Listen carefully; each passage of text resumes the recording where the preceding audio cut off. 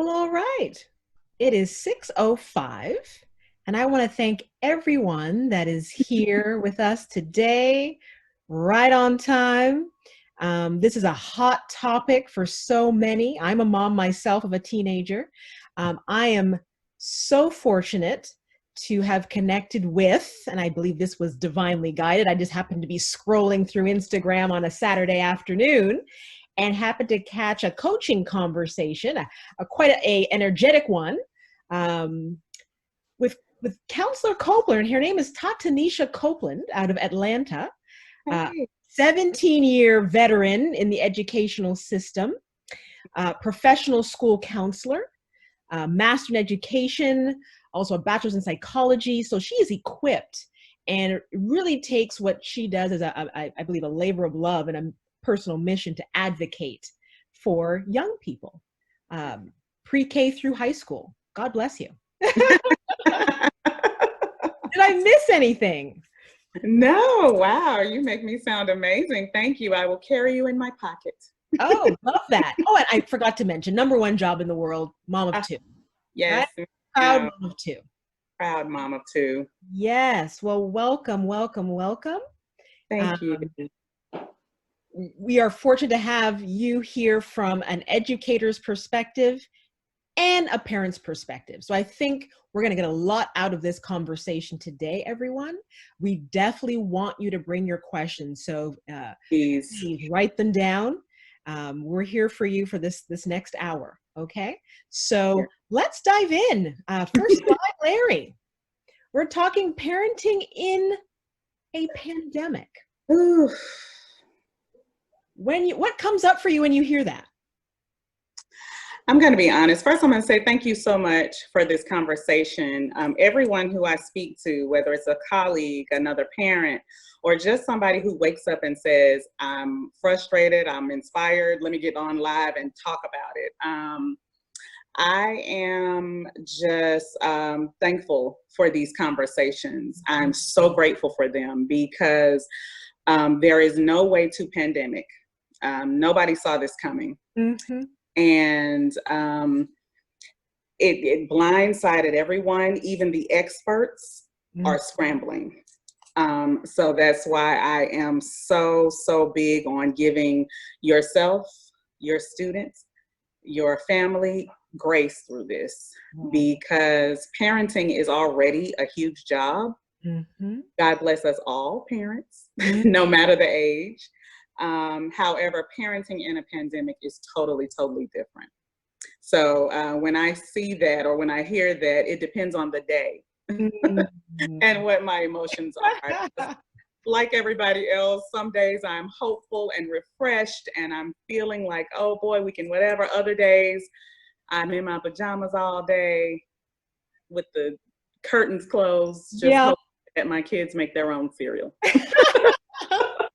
I understand. Or they even wake up, you know what I mean? Or then I wake them up, it's actually 2:00 in the afternoon. You know, all rules are out the window, which is so hard for parents. All rules are just like, you know.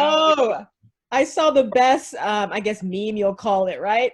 And it said, it's 4:30 in the afternoon, and my 6-year-old said, "Hey, are we having lunch?" Exactly. So yes.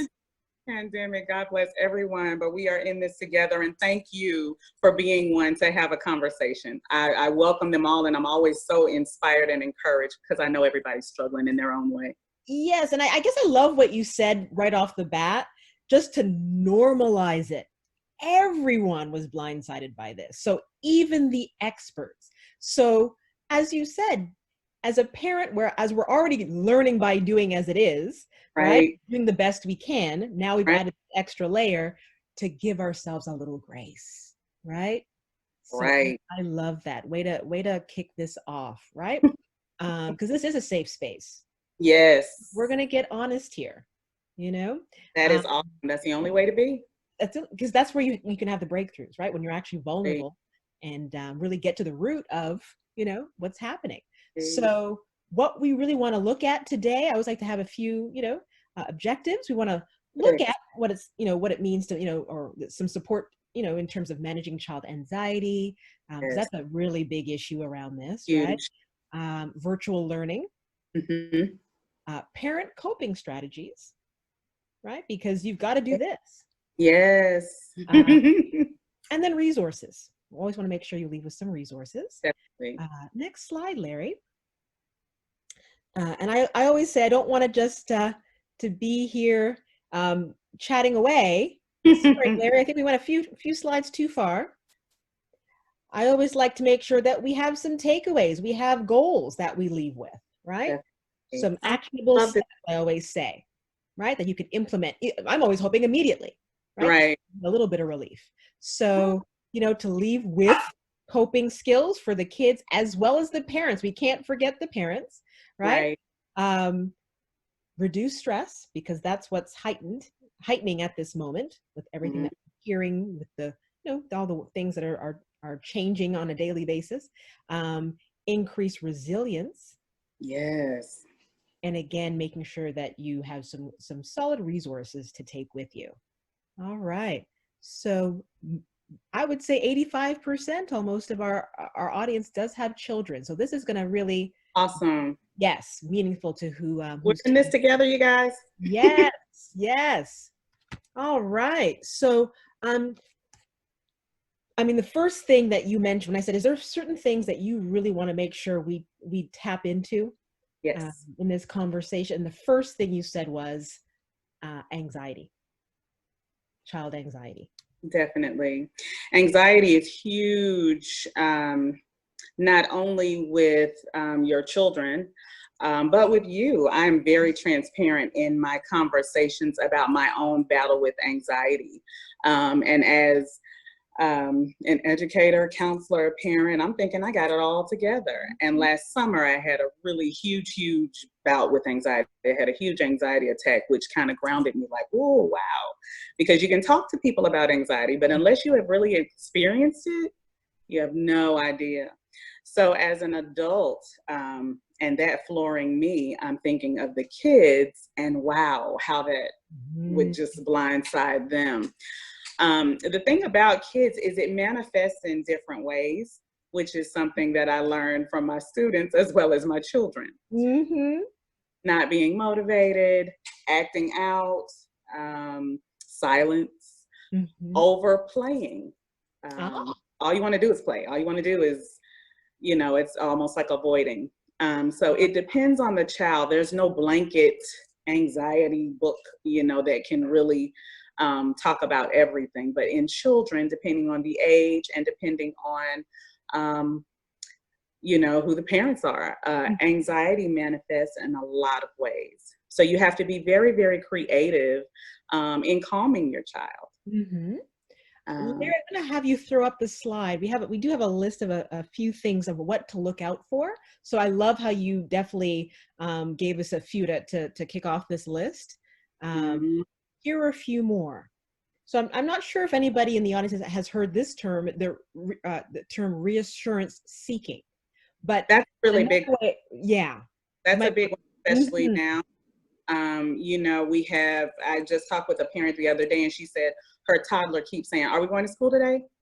And Right. every day they wake up, am I going to see Miss Anna today? Mm-hmm. Because he remembers. So they're processing. They know what's going on. They Mm-hmm. don't know, but they know. They feel Right. the shift. The kids are staying in the house more than ever. They're looking at you. They're looking at you all the time, Mm-hmm. seeing how you're reacting. They're listening to what you're listening to. So reassurance seeking is a huge one because that is school is constant. That is your constant. You're Right. going to go to school. You're going to come home. It's the routine. That routine has been shattered. Mm-hmm. And you can't overlook that and you can't minimize it for your child. So, Even practice or, mhm. some of the kids, a parent was like, well, too bad. He's just going to have to suck it up. He's going to miss, baseball. Okay, but mom, you're the one who took him every Saturday. That was He's used to that routine. okay. He's used to that routine. You can't minimize that. You got to process that with him. So what I heard is you have to acknowledge Definitely. right? Mm-hmm. So I understand why you might be concerned about grandma, but we're going to make sure that we check on her every day. Right. I understand that you're sad about missing your friends. Look at all these high school seniors that we have, even fifth grade, eighth grade, all the transition grades, and they're used to those exercises where they're going to the next level. Don't minimize that for them, because everybody has had that experience. When you're in high school, you work up to that. And now it's like, well, be okay. You're all right. We're going to take this picture. No, don't minimize it. Hey, I know you're upset. Hey, we're upset too. What can we do? How can we help? Right. So it's getting alongside them. Right. Right. Because and I guess making it relatable, you know? Definitely. And it's those little things where you won't think that your child, a lot of parents will say, oh, my child's fine. They're just playing their game. They play their game all day. Did you ask them? Yeah. So keeping that dialogue open. You have to, because they're playing that game all day because it's safe. I know I'm looking for things that are constant. Oh, my game is here. I'm gonna play it. Oh, this is here. The dog is here. Okay, I'm gonna play it. Just because they're doing the normal does not mean they're not experiencing anxiety. Talk to them. Hang on. Because as you said, they're hearing things. If you're watching the news, right, also getting information maybe from their friends, which could be misinformation. Right. So how do you address that? There's going to be the questions about what's going on in the world right now. And how do you address that as a parent? And depending on the age, be as honest as possible. As parents, and I always say when I'm talking to somebody, talking to you, talking to me, because these are things that I've done as a parent. I used to think my child needed to see me happy, upbeat all the time. Oh, we're good, we're okay, everything's fine. My child needs to see and hear, yeah, something is going on. Come on, let's sit and talk about it. It's bothering me too, but you know what I can assure you? I'm right here and I can keep you safe. Acknowledgement, because they don't know how to process their feelings or how to react. And then if they're looking at you and you're just this robot, like, okay, we're good, then they really don't know what real feelings and how to process those are. So it's okay. And as a parent, I used to think that I didn't want my child to see me cry. I didn't want my child to see me upset. I didn't want my child to see me and my husband go through whatever. However, those different things are shaping them. I can show them how to come from that negative space. It's a process though. I was really down the other day because I missed my own students. And my daughter was like, what's wrong? And I'm like, I told her, I miss my students. And she was like, oh, I bet you do. And we had a conversation. Look at that. And that created connection. She saw that, hey, I can be vulnerable and have a safe space to share. There's no judgment. Right. Now, reality, that doesn't happen every day. Right. But that's a learning moment. That's a teaching moment, because it's in these moments where fear is heightened, uncertainty, that they're going to remember those moments. Those are going to shape for years to come, right? How we made the most of a situation right now, and that's resilience. Right? And I had to pull back because we do, in parenting, of course, there's no guideline either. And you also don't want to, well, you okay? Well, you okay? Are you sad? Do you want, you don't want to do that either. Because that's like, okay, leave me alone. But just that's the other extreme. Right. Finding that balance where you both can coexist, because, a lot of us are in the house and we're all day. We're together. And that's new for a lot of you one more time. No, I hear you, but one thing we know, it's a lot of times also not what you say, but what you do. We know that you are modeling so much for your child. So if you're walking around a ball of anxiety and nerves and just doom and gloom and stressed out, and or like you said, the other extreme where you're completely acting like nothing is wrong and creating a false hope, that's not healthy either.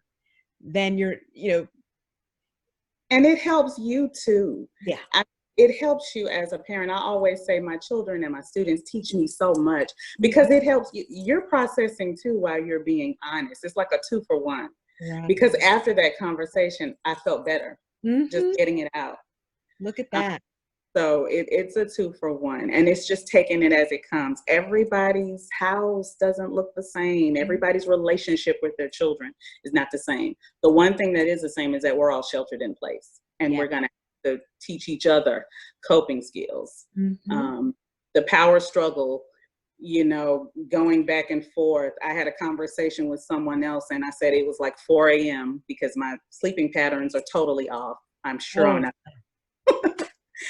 And it was, you know, my kids were in the hallway. So on a regular day, I would be like, you guys, it's 4 a.m. What are y'all doing?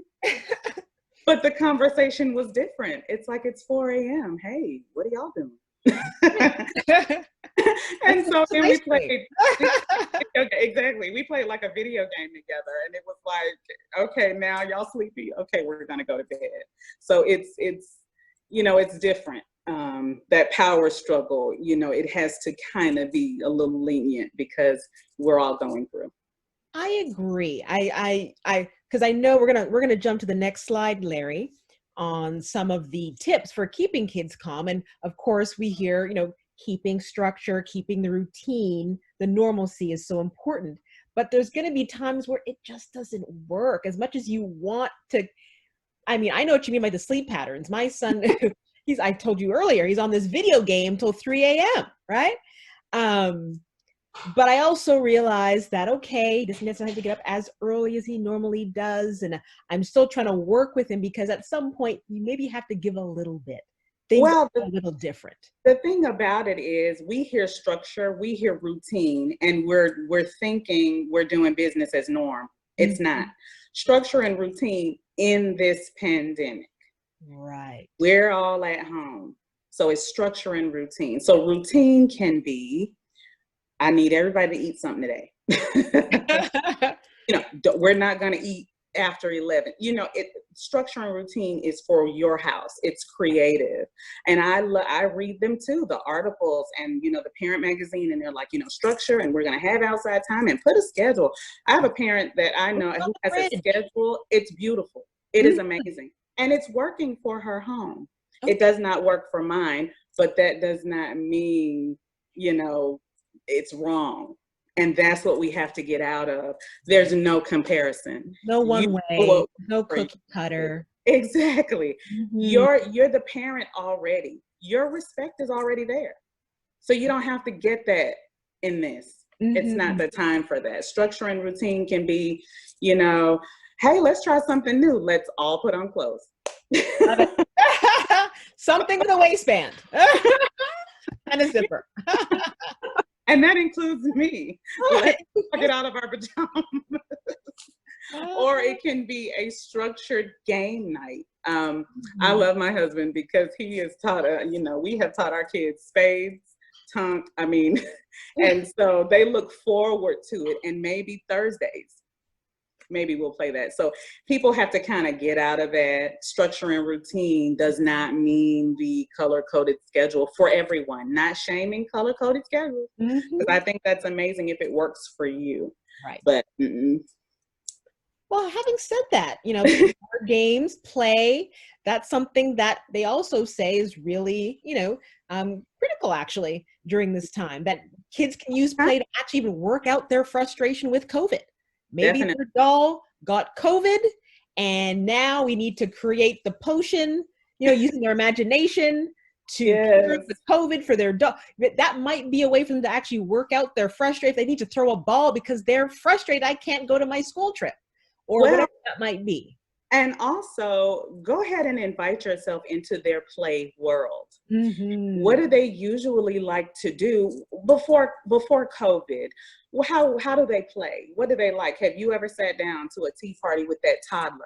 I was a Fortnite, and I will say this on record, and I hate that we're recording. I was anti-Fortnite, and I would go to my school and I'd say, oh, you guys are getting on Fortnite with all that killing. Well, guess what? I'm on. I played Fortnite the other day with the help of my kids, because that was the way I was trying to connect with some of my students who have a PlayStation 4, but they don't have a laptop. So I'm like, okay, my kids, I was like, well, y'all help me play so I can look like I'm winning. I can look like I'm really good at it. Did you actually know how to work that? I still call it a joystick. I don't even know what to tell you. Okay, I'm 45 years old. There's too many buttons on that thing now. My son wanted me to play NBA 2K. I don't have the coordination, honestly. But so power to you. But the thing that he's gonna remember is that you tried. Yeah. That's the thing. You didn't say, get that away from me, or no video games. You embraced it. And that is what he's gonna remember. Girl, do I know what I'm doing on Fortnite? I'm pushing buttons, I'm shooting, I'm doing whatever. But it's like, okay, is this how you all are coping? Then I need to come in here with you. Yes. And show you that it matters to me that this is what you're using to cope. Nothing wrong with that. Right. It's creating that quality time. And I love, there was someone, I can't remember where I found this one, but also you have more than one child. Someone home with 4 kids, for example. There's the family time, but then also taking individual time. Yes. Each child, just to, and without the guilt trip, with the guilt trip, it's okay. I'm very touchy-feely, which is why this being away from my school is killing me. But I'm really touchy-feely. I like for us all to be together, but I do realize that just like I need a minute, my children need a minute too. That's not disrespectful, parents. It's your child just telling you, I need a minute. I'm in my room. And if you still have those rules, like in my house, you're not going to close your door. Unless you're getting dressed, you're not going to close your door. But you can go in there. Now, I might, roll by like, hey, but please take that time. Regroup. Do what you need. Now, I don't need you to take that time where I don't see you at all during that day. That's different. But I really, really realize, and this is teaching me that too, that kids need a minute too. And it's okay. No guilt trip. You're up about you and their love for you. It's there already. That's a done deal. Done deal. But from the time they start turning 3 or 4, they start to become their own little people. So they're already, creating their space and their identity. So don't take it personal, Yeah. And especially now, because when we're all learning that, you're going to learn, it's amazing. You're going to learn so much about your child, yourself, your spouse, your grandma, whoever you are quarantining with, you are going to learn them and come out better. Absolutely. So you're going to learn your babies. Yeah, that's for sure. And then as you said, you're better for it, right? Definitely. I like this idea of, you said, we're in this together, fostering a sense of give back or civic mindedness. So there's things that we cannot control in the world, right? That can be a little unnerving. But during this time, what can we do? It's like the ideas of giving kids possibilities. Yes, so it's reframing. But what else can we do to maybe make sure that our neighbor down the street, maybe we have elderly neighbors, let's check on them, make sure they have food. Like, how can we still be, of service, and again, take a little bit of the power back, right? Hey, and that is reframing, which is such a good tool to do. You parents who have these college students at home, I have a college student, I know that his forte is video, film, editing. How can we use that? Or God help him, because I know he's probably tired of me by now, but he's helping me make anxiety videos to pass on to my colleagues so that they can help their students. So in his way, he's giving back in his way. I'm not pushing on you to say, well, come on, we're going to get these canned goods and go whatever. Let them come up with some great creative ideas, because that gives them accountability and some responsibility for it. And they feel inspired, and it can just snowball. So, and it's a way for him to stay, active too, because, what college student doesn't want to be on their campus? instead of hanging out with mom. I hear you. something just came to mind, and you were mentioning earlier about, finding ways to, because that's still a way that you guys are actually finding a way to connect. Right. So my son actually, he ordered a book. He wanted to order a book because he wants to work on his mental toughness, right? Oh. He's looking to make his varsity team next year, his basketball team. So he's been working on the physical, so now he wanted to make sure he worked on the mental. Love so it. Order two. So Exactly. book club together. The fact that, because as you said, it's something that your son's interested in his video. Well, he's interested in basketball, and he wanted to order this book. So I said, okay, if it's a book you're interested in, let's get two of those. And that's going to be a way for us to connect during this quarantine. And he's benefiting from it. And so am I, because I'm in the coaching space. So I'm interested in the topic, and we're finding something that we both, have mutual interest in that can also, actually help us with our self-development. And it's a way to connect. And how great is that you've stepped into his world and you've said, just by ordering that book, you're important. What you're going through is important, and it's important to me. That's beautiful. That's what they remember. Beautiful. What it is. So when we look back, that could be almost part of the mission or goal in terms of parenting through this, is that when we look back, our kids look back 10 years from now, and they'll say, remember that time we were in quarantine and we made the best of a difficult situation, And the bad days are fine too. That's what I want people to really get. The bad days will be remembered too, but they're fine. Have them. And my colleagues always mess with me because I always say, sit in your feelings. Your goal, I know, is to be happy. You want everybody to be happy. You want your family to be happy, but happiness looks different in every house. Happiness can be we're just at peace. Happiness can be we're not worried. Happiness can be, we're just sitting here watching TV. There are different ways of happiness. It doesn't mean everybody's smiling and it's peachy every day. Yeah. Happiness is we're here together and we're not speaking, but we love each other. Yes. And can I just say something for the little things in life? Yes. They go a long way. So it almost brings me to gratitude attitude, the appreciation piece, right? So in those moments, okay, yes, there's a lot going on in the world. But at the same time, I'm just so grateful that I can just be sitting here with a roof over my head with all of my children. And let me say, you have on your tips, parents modeling a calm way of being.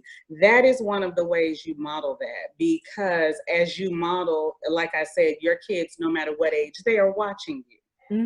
So if they see you model gratefulness, I have an app on my phone, and it is, I think it's called These Three Things, and it comes up. I have it scheduled to come up at 9 o'clock at night, and it says, what were you grateful for today? I told my kids about that. Now, whether they use it or not is fine, because I'm always coming up with something, and I know they're like, okay, Mom. But gratefulness is a huge way. And when they hear you being grateful and thankful, not even writing it down or not even a structure, whatever. Oh, I'm so thankful we're in here. Wow, I'm so thankful we are together. Ooh, today, I'm just thankful just to be here. I mean, when they see you practicing those things, because that's mindfulness and a meditation in its own right. It just shifts everything, right? It does. It really. Whatever's external to, again, bring it, internal and creating a whole new level of atmosphere, vibration in the space, right? That becomes calming and more soothing. And they might not say it, but they hear it. They hear it, and you might hear them say it or some version of it, in their own space, but that's not the objective. You're not trying to get them to mimic you. You are just trying to model for them coping skills. So that's a difference. Yeah. Beautiful, beautiful. We're going to jump to the next slide. As we segue to the parents. That's a perfect segue. Love it.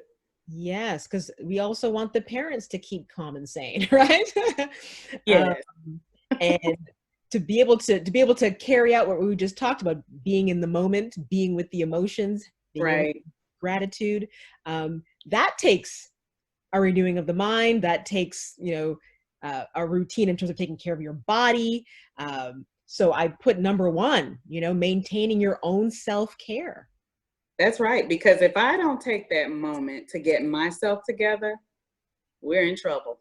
Mm-hmm. So that is, and whatever self-care means for you, for everybody, it's not the luxurious, bath and the candle and whatever. Self-care might mean I'm in the bathroom and I might look on my phone at my favorite, whatever. Right. It whatever that means for you. Some people's self-care is actually on the internet, actually on social media. So it's whatever your self-care routine is for you. I just want people to get out of the comparison. I hear so many parents that are saying, well, they say I should be doing this. Who is they? Mm-hmm. What And works for if you you? say should, you know what you're getting into, right? Definitely. Yes, So yes. yes, I love that, maintaining your own self-care routine. And that's even beyond this. You should be doing that anyway. Pouring from a full cup. Mm-hmm. Because we know when we're not, we tend to be Mm, a little more short with our kids, perhaps, everybody. even our spouses, you're arguing more. Yes. Uh, yeah, so it's important to take that time out. Mhm. And when it does start to escalate, right? For example, I heard something really important, because it's going to happen. No matter how much self-care that you do, if you're home with, 4 kids that are like steps from 1 to 10, you're going to have moments where you might get a little frustrated. That's just natural. So let's just be honest there. But I heard, when it comes to that moment, use an I statement is what I heard. So not that you're driving me crazy, go to a room. I need a moment. Things are a little intense right now. I need to take a moment for myself.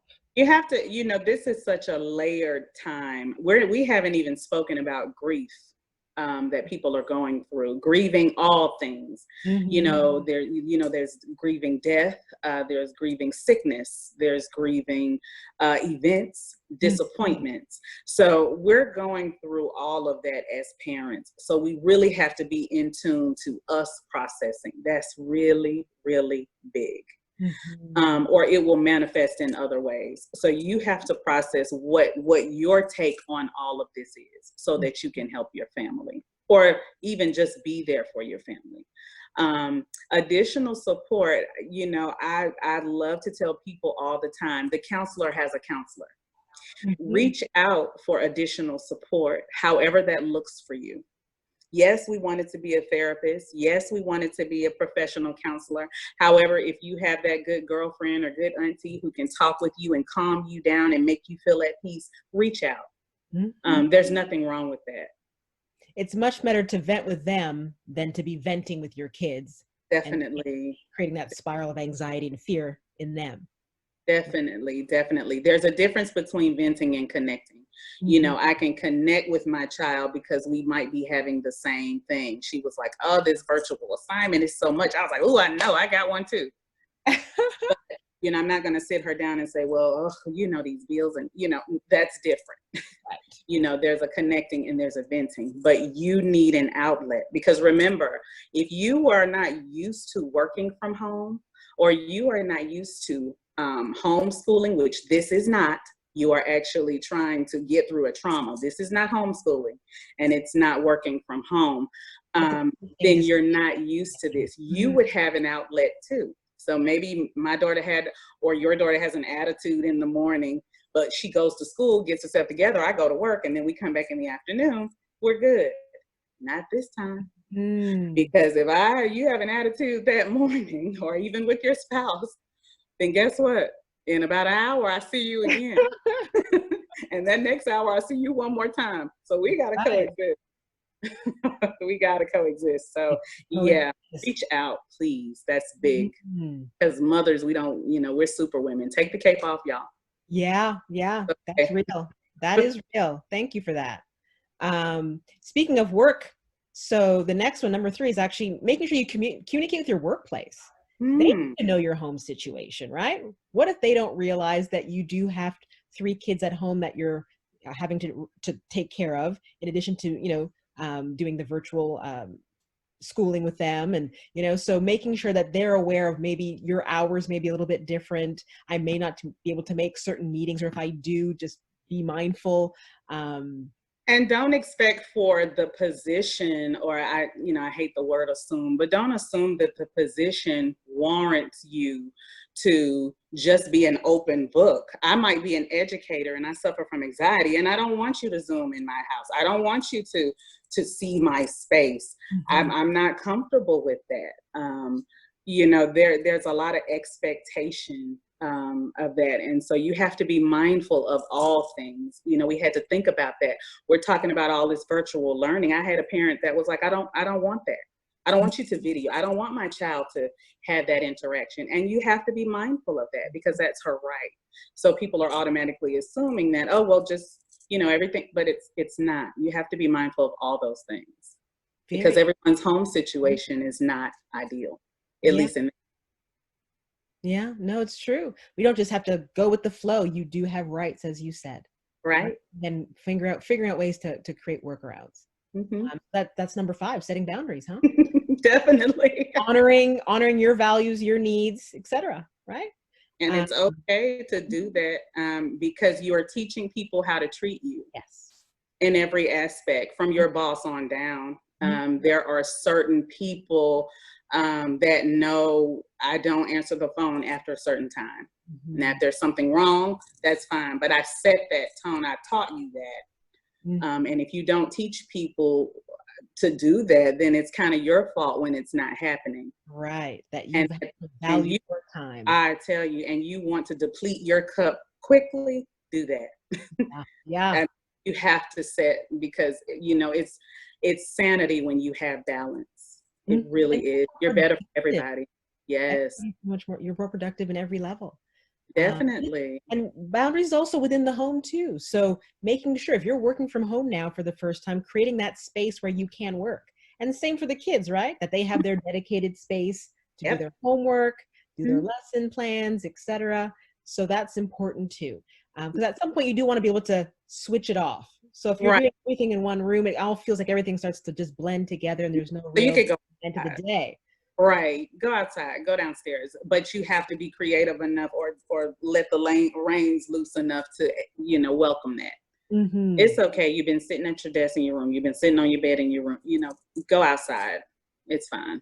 Yeah. Yeah. Take those at least 20-minute, even a 5-minute break every 2 hours, they say is a good way to just at least keep the body moving, keep the mind. Or just a break. Right. Right? It could be a little dance break at your desk, but whatever it is, right? Just to shake it up a little. Whatever it is, just a break. Yes, yes. Next slide, Larry. This is good stuff, honestly. But I wanted to make sure we did give enough time to virtual learnings. I know that's something that has been very, I guess, near and dear to your heart in terms of just what it does add in terms of an additional layer for parents and kids. Mm-hmm. And this is very new. There's lots of kids who have adapted. We know this. My son actually loves it. But then there's some that have a harder time. And that's true, and we already think, oh, well, they're on their phones all the time. They have a laptop anyway. They're good with this, but it's different. They're not used to totally being, virtual learning. I know how I'm starting to feel about Zoom meetings, and Zoom fatigue is real. Zoom. Know how I'm feeling. So I've gotten out of they're on the video game, they're on that, they're used to it. It's not the same. So the structure and organization and time management is real.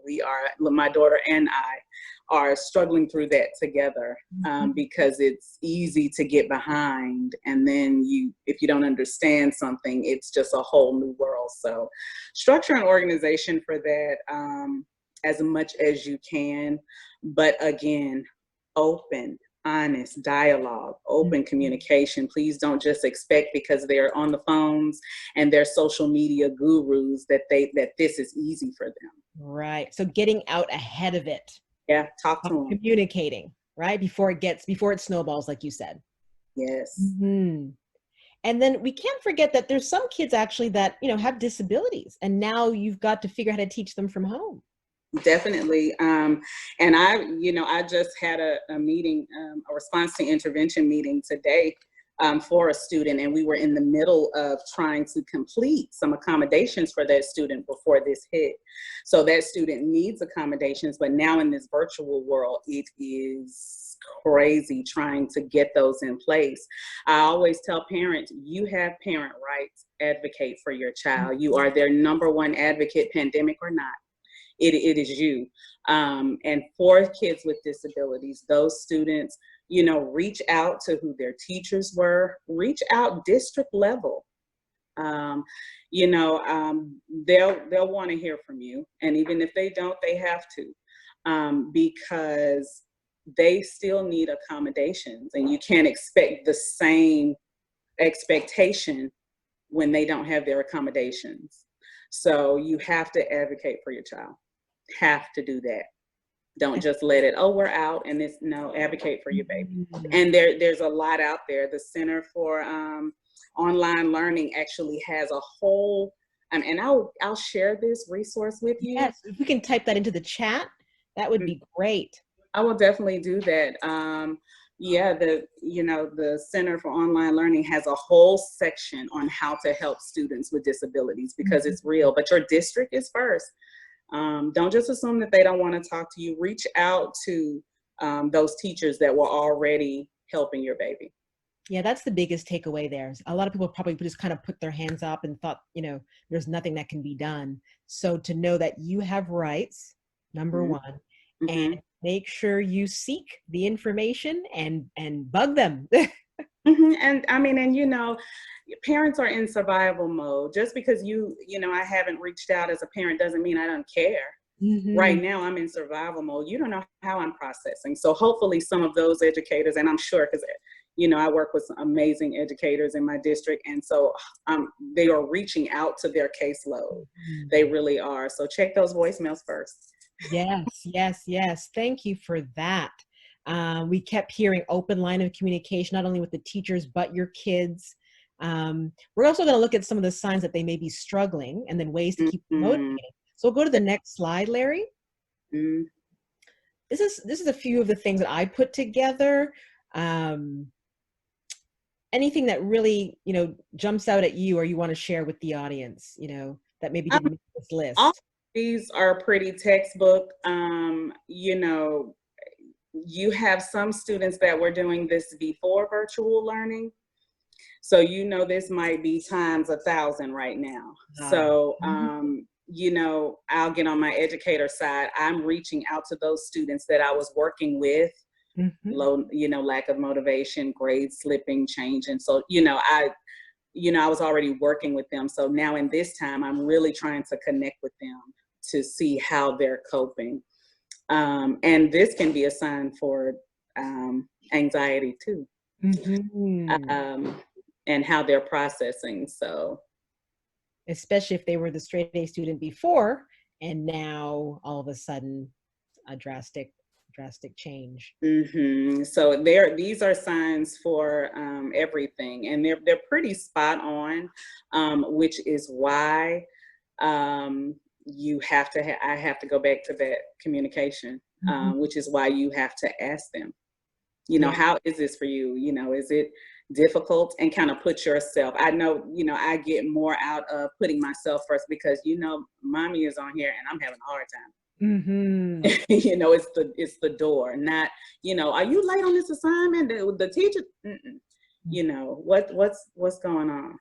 Well, we know anytime we start, whether it's shouting, we tend to shut down, right? So when you that's an easy go-to, and it's not even about the shouting, it's even your tone. Right. Even a condescending tone right now can kind of send you spiraling, and I'm saying that as an adult. Yes. So not what you say, it's how you say it, that you get the most of someone. So yeah, these are pretty spot on, and the not asking for help is key. Because keep in mind, educators are navigating this too. So you might not know that those assignments were late or that the time management was off until later. Right.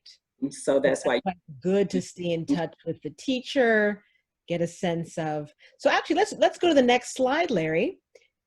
And these are just some of the tips, since we're about to go there. Make sure we're actually discussing what the lesson plans are for the week, whether it's for the week or daily, with the teachers, with your student, sorry, with your with your child or children. I like this idea of rewards. I mean, incentives are amazing, and small wins are wins. Mhm.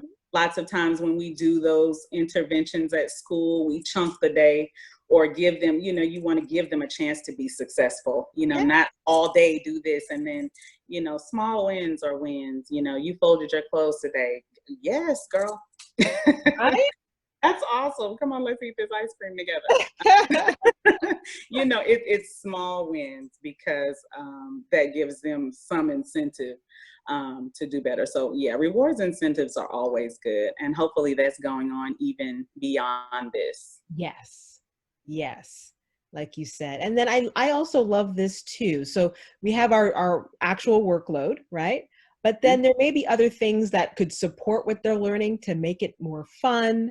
Mm-hmm. Or maybe you need that extra time because maybe you have to finish up a meeting. So maybe you Mm-hmm. can give them something still interesting, constructive to do while you finish up that work assignment. So I Again, like these virtual trips. We necessarily can't go there right now. The field trips are canceled, but we can still go virtually.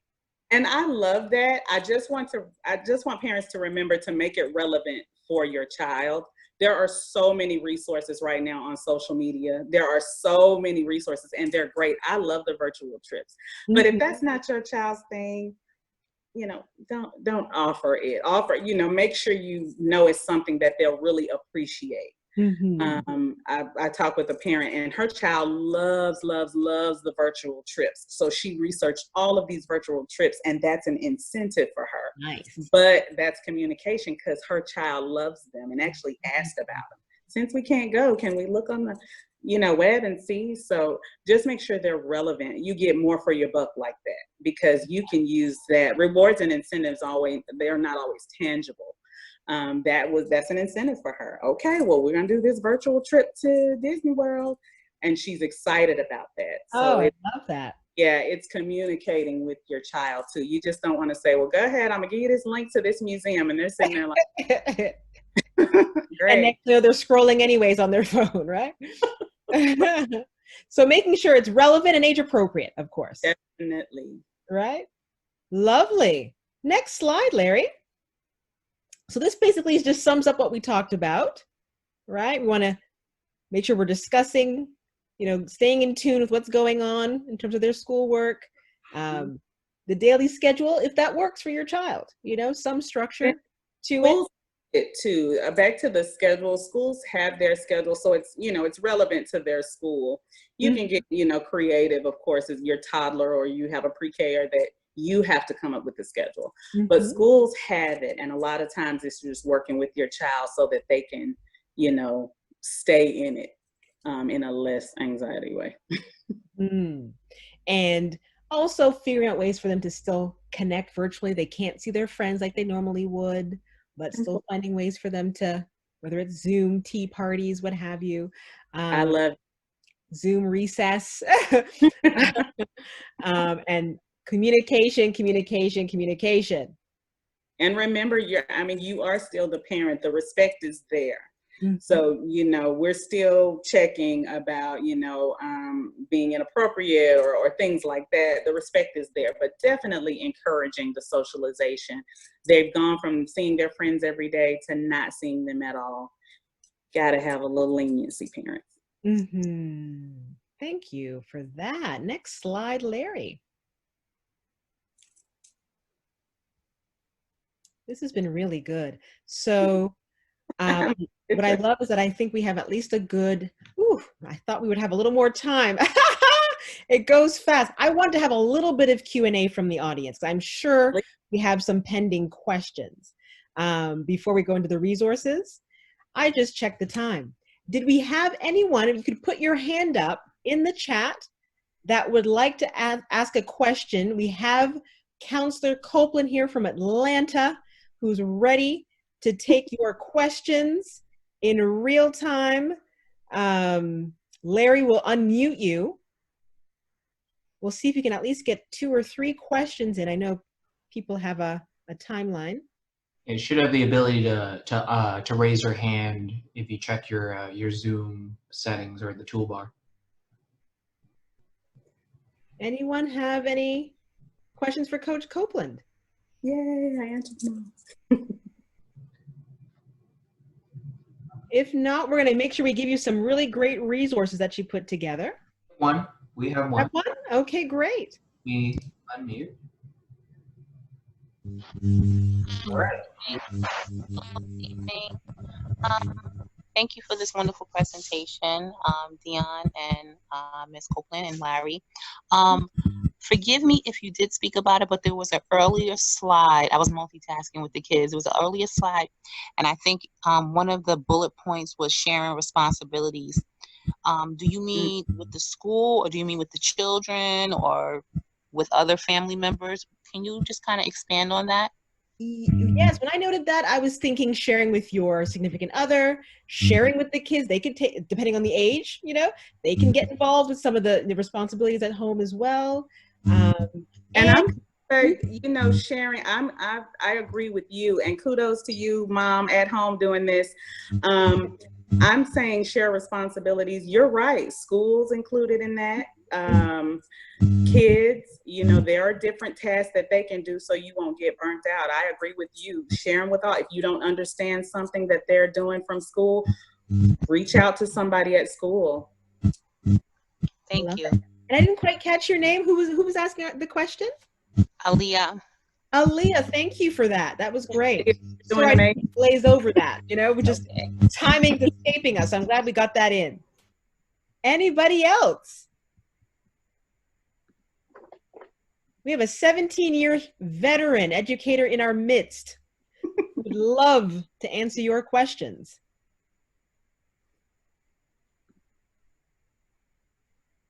Anyone else? I have a question for you, actually. So we have 2 right now. Aaliyah had another question, but let's do Tanya first. Give me a sec. Tanya, you should have the floor. Yes, hello. Hi, Tanya, welcome. Hi, Counselor Copeland. So I don't have an actual question. I just wanted to come on and say hello and to let you all know how appreciative I am that you all are doing this. Counselor Copeland is phenomenal. She knows I love her so much. And she has been continuously dropping amazing, relevant, thoughtful information since all of this stuff has started. And from one school counselor to another, I'm telling you, when I see a post from her, I don't scroll past it. I stop it, I read it, I process it, and I actually practice it. That's how much I trust her and believe in her. So I just had to say that. Thank you, Tanya. The wonderful thing about, you know, and I love that educators are being spotlighted, especially for my profession. The wonderful thing about it is if you are in this profession, you love it. You are heartbroken that you can't see your students and you just want to help everyone. That right there, Tanya, Dr. Bradwell could be right here doing the same thing. She loves the work and we work together. So love you, Tanya, but definitely kudos to all educators that are using your platform. Yes, but thank you to both of you ladies for doing this. I just really, really, really appreciate it. Thank you. Thank you for sharing that. I second the emotion. Just spending this little bit of time with you. You know, we need to have more of this. So I'm glad you are making the rounds. Well, and everybody is, like I said, you know, like Dr. Bradwell said, we're in this, and using your platform, no matter what it is just beneficial. So thank you for just giving the outlet, and I hope it continues because people need it. They really do. Yes. And one thing I have to distinguish is that there's your job and then there's your work. And I can see that That's the truth. life's work. Mhm. Thank you so much. I want to make sure that you get a chance to share these resources with our parents and audience before you go. And it's just a few, and oh my gosh, I didn't do the Center for Online Learning, but I will get that to you and maybe you can get it out. Commonsense.org and wideopenschool.org they're kind of one and the same, because Common Sense sponsors Wide Open School, and they have all kinds of activities. And hopefully a lot of parents already know about them. Everything social media. I mean, from what it's good for your age appropriate from your child to watch, YouTube, just all kinds of ways to navigate this. And they have an excellent, excellent, excellent link for COVID resources. Wide Open School, like I said, is sponsored by them, and they have real-time activities that you can do with your kids. It's awesome. Healthykids.org also has a lot of activities, a lot of kids, especially with my little babies, my toddlers, and those that can't really fend for themselves. Great, great, great resources for that. And it will link you to different things in your own area. The apps I have on here, Mind Yeti, are for the little kiddies. Calm, Insight Timer, Headspace, Anastress, 3 good things. Those are more for adults. Headspace also has some for kids. And Calm and Headspace have free subscriptions for educators. I think it's Headspace has it for parents, and also essential workers. And our old favorites for the little ones, Sesame Street and PBS Kids, have really, really stepped up their game, have all kinds of things to help you parent through this. And just scroll. Some of those brands that you use, some of the shows that your children watch, they're all having that little special link for COVID resources. So please use them. It's a lot out there. Excellent. Next slide. I happen to find this one, Wash Your Lyrics. So, oh, yeah. You hear about this? So you just plug in your favorite song and it just generates a poster. So you can hand wash and sing the song that you love and make sure you've washed your hands for enough time. And make the whole hand washing fun. The CDC, I was going to say again, the Center for Disease Control, I think that's where I saw the link to this, because I saw it, but they also have a whole parenting section and a lot of things like that. But I did see that. I actually just saw that a couple of days ago. I thought it was super cute. That was so fun. Oh, and Child Mind Institute. Yes, how can I forget them? They're amazing. We're a team. They're amazing. They're for everybody. Child Mind Institute. And they have a lot of celebrities that really sponsor lives, everyday parents that are on Instagram. It's really good information that you can use. Yes, yes. And they're on Twitter, Instagram, Facebook. I share a lot of their stuff too. Whatever platform of your choice, whatever your flavor. Nice. Well, we're a quarantine, so we pitch hit. Don't worry. We got a pretty good list together here. And I just want to make sure they know how to stay in touch with you, Coach Copeland. So she's on IG. She's on Twitter as Counselor Lady 08. I am. I'm on Instagram a lot, and now I'm really on Twitter a lot too. The YouTube channel is what I talked about earlier, Mindfulness Maya. It's just short videos. Like I said, my kids are helping me make them. Breathing exercises, mindfulness exercises, and I come on there too sometimes with videos each week. And I love the fact you said your kids really responded to it in your school. That they people really thought, no way, not our kids. Yeah, especially and in these more urban, more under-resourced areas. And you said they really took to it, and how now it's really helping them cope and thrive throughout. It really is, and kids are open and they're resilient. And even if you get a giggle or a laugh, that means they heard you. And so don't give up. Keep doing that. But the breathing exercises is key. I just have to say that it works. Belly breath, all of that, in and out.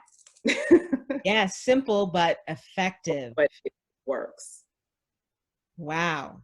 Thank you. I think we have one more slide and we'll make sure we let the people go. So next week, I'll have Cara Stevens. She's actually the author of Heal Yourself, Heal Your Relationship with Money. Oh, And wow. so we're going to look at how we heal and empower ourselves financially during this COVID situation. That is real. And she's actually offering to her book, a signed, autographed copy of her book. It's for $15 if you order it now. And I'll send the invite out to everybody who's registered. You'll have it in time for the actual workshop on the 21st, because that's what we're going to use as the foundation for our conversation. Yeah. But I love, she's all about really getting to the root, of our relationship, because what we give our money meaning, it's the game changer. So I hope you'll tune in next week. I even hope you'll tune in next week.